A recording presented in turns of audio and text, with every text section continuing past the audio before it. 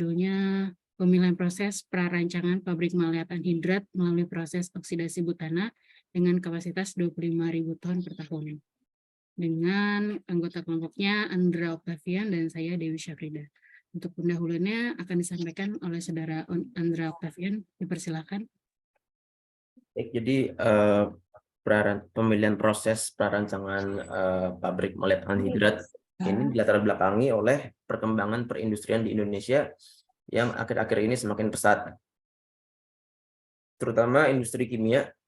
Hal ini mengakibatkan banyaknya permintaan bahan-bahan kimia untuk digunakan sebagai bahan baku ataupun bahan penunjang, salah satunya adalah maleat anhidrat.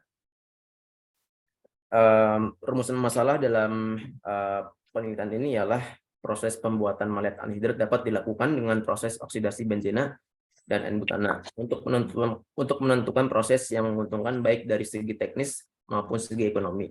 Maka dilakukan analisa untuk pemilihan proses. Dari tinjauan pustaka ini dapat dilihat bahwa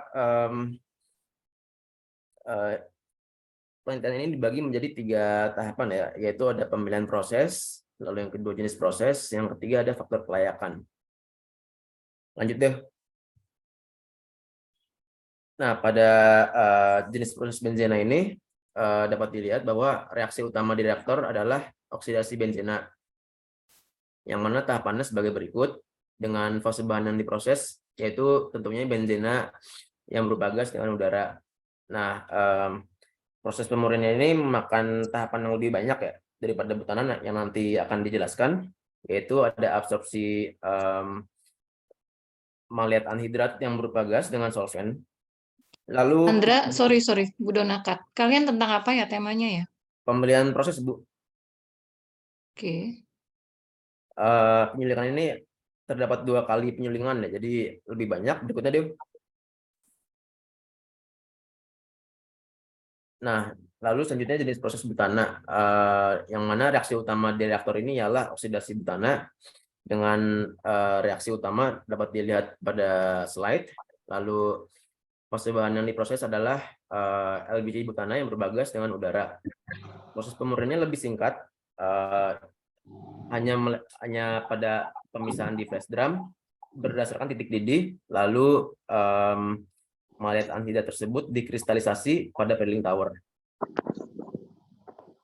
Nah, di sini ada tabel perbandingan kedua proses pembuatan maleat anhidrat, yaitu ada oksidasi benzena dan oksidasi N-butana di tabel sebelah kiri, yang mana dapat dilihat ada persen konversinya yang lebih tinggi pada proses butana, juga harganya lebih murah di proses butana, dan dapat dilihat suhu operasinya juga lebih baik di proses butana, dan tekanan operasinya rentangnya lebih luas di butana, meskipun di benzena lebih kecil, dan katalisnya menggunakan katalis yang sama, yaitu vanadium. Lalu untuk patennya dibagi menjadi 2, ada paten EP1212310B1 dan US 6194588B1. Dari tabel di sini dapat disimpulkan bahwa yang lebih baik ialah yang paten EP1212310B1. Di sini analisanya seperti yang tadi sudah saya jelaskan.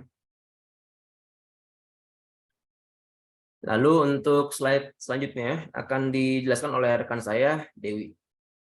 Ya, kemudian tadi dari analisa data yang ada ya, dari jenis prosesnya, reaksi yang terjadi pada reaktor itu dari kedua bahan sama-sama oksidasi, yaitu oksidasi benzena dan oksidasi butana.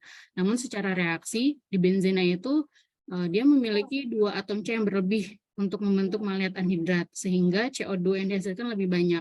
Sedangkan pada butana, dia memiliki atom C yang sama untuk menghasilkan maleat anhidrat, sehingga hasil konversinya lebih besar dan CO2 yang dihasilkan pun jadi lebih sedikit. Kemudian untuk faktor kelayakannya, untuk yang benzena terjadi pada suhu 450 sampai 600 derajat, tekanan 4 sampai 6 atm, berlangsung pada eksotermik